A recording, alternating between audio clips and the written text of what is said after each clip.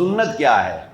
رسول اللہ صلی اللہ علیہ وآلہ وسلم کا قول، یعنی جو بات آپ کی زبان اطہر سے نکلی، نمبر ایک۔ نمبر دو، رسول اللہ صلی اللہ علیہ وآلہ وسلم کا فعل مبارک، یعنی جو کام آپ نے کر کے دکھایا۔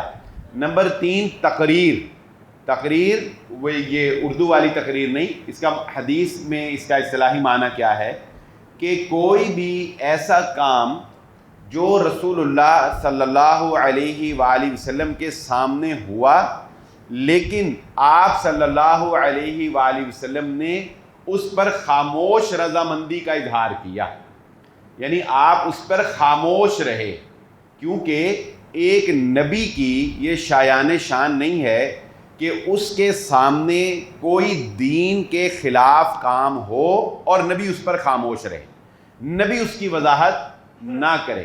تو آپ کے سامنے صحابی نے کوئی کام کیا، کوئی کام ہوا، آپ کو بتایا گیا، آپ صلی اللہ علیہ وآلہ وسلم نے اس پر خاموشی اختیار کی، یعنی آپ نے اس سے منع نہیں کیا، نہ اس کے اوپر کوئی الفاظ اس کی تعریف میں یا توثیق میں بیان کیے، تو وہ بھی سنت ہی کہلاتا ہے۔